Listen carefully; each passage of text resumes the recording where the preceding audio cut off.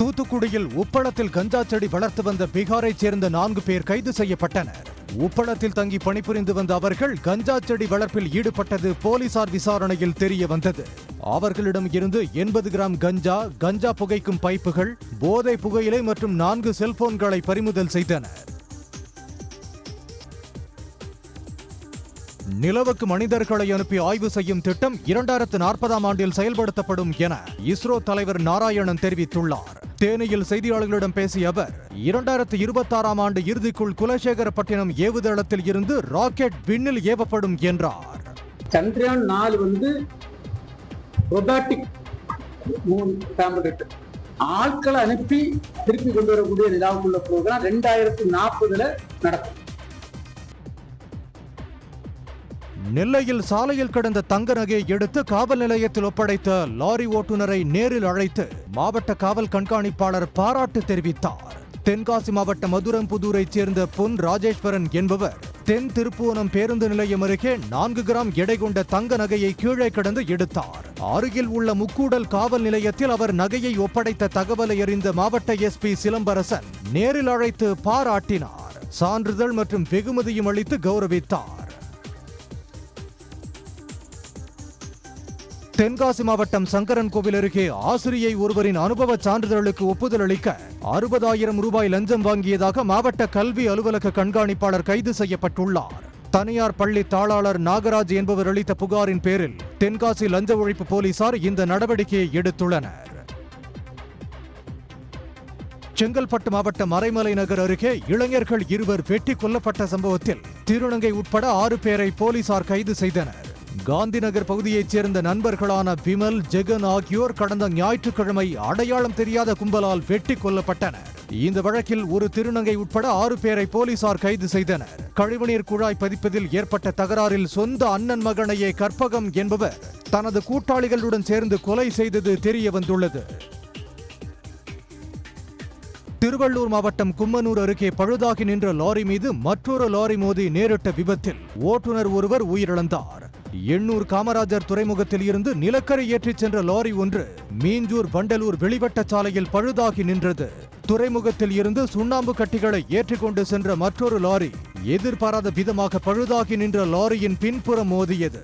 இதில் லாரியை ஓட்டிச் சென்ற மதுராந்தகத்தைச் சேர்ந்த பார்த்திபன் என்பவர் உயிரிழந்தார். தகவல் அறிந்து சம்பவ இடத்திற்கு வந்த செங்குன்றம் தீயணைப்பு வீரர்கள் லாரிகளை அகற்றி ஓட்டுநரின் சடலத்தை மீட்டனர். கள்ளக்குறிச்சி மாவட்டம் ரிஷிவந்தேம் அருகே மூதாட்டியை கொலை செய்து 3/4 சவரன் கம்மல் மற்றும் பணத்தை கொள்ளையடித்து சென்ற இளைஞரை ஆந்திர மாநிலம் தடாவில் தனிப்படை போலீசார் கைது செய்துள்ளனர். ரிஷிவந்தேம் அருகே சின்ன கொல்லியூர் கிராமத்தைச் சேர்ந்த மூதாட்டி சின்ன பொண்ணு கடந்த 10ஆம் தேதி கொலை செய்யப்பட்டார். நகை பணத்துக்காக கொலை செய்யப்பட்டதை அடுத்து தனிப்படை போலீசார் குற்றவாளியை தேடி வந்தனர். இந்த நிலையில் ஆந்திர மாநிலம் தடாவில் பதுங்கியிருந்த கொல்லப்பட்ட மூதாட்டியின் எதிர் வீட்டில் வசித்து வரும் கணேஷ் என்ற இளைஞரை போலீசார் கைது செய்து 3/4 சவரன் கம்மல் 1500 ரூபாயை பறிமுதல் செய்தனர்.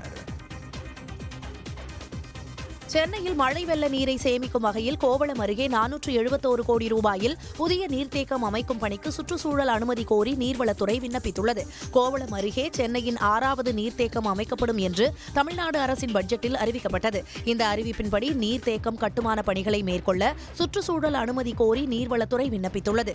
இதன்படி பழைய மாமல்லபுரம் சாலை மற்றும் கிழக்கு கடற்கரை சாலைகளுக்கு இடையில் 4375 ஏக்கரில் இந்த நீர்த்தேக்கம் அமைய உள்ளது. இதன் மூலம் ஆண்டுக்கு கிடைக்கும் 170 MLD குடிநீரை கொண்டு சென்னை வாசிகளின் குடிநீர் தேவையை நிறைவு செய்ய திட்டமிட்டுள்ளது. கரூர் மாவட்டம் அரவக்குறிச்சி அருகே ராஜவாய்க்காலில் அதிக கழிவுநீர் கலந்து செல்வதால் வெற்றிலை விவசாயம் பாதிக்கப்பட்டுள்ளது. வேலாயுதம்பாளையம், நொய்யல், மரவாபாளையம், திருக்காடுதுறை உள்ளிட்ட பல்வேறு பகுதிகளில் 100கணக்கான ஏக்கரில் வெற்றிலை சாகுபடி செய்யப்பட்டுள்ளது. ராஜவாய்க்காலில் கழிவுநீர் கலப்பு அதிகமாக இருப்பதால் வெற்றிலை விவசாயம் பாதிக்கப்பட்டுள்ளதாக விவசாயிகள் வேதனை தெரிவித்துள்ளனர். குடிக்கானுடைய இந்த தண்ணி கெட்டு போனதுனால இந்த வெத்தலை குடிக்கானுடைய வருஷத்துக்கு வருஷம் கீழே தான் போகுதோலே மேலே வர்றதில்லை. கொஞ்சம் விரிவாக இருக்கிற வெத்தலை இப்போ ஒரு சுமை 6000 ரூபா, 5000 ரூபா, 6000 ரூபாய்க்கு போகுது. ஆனால் என்னோடய பயிர் என்னோடது 100 கிடங்கு 80 கிடங்கு பக்கமாக இருக்குது.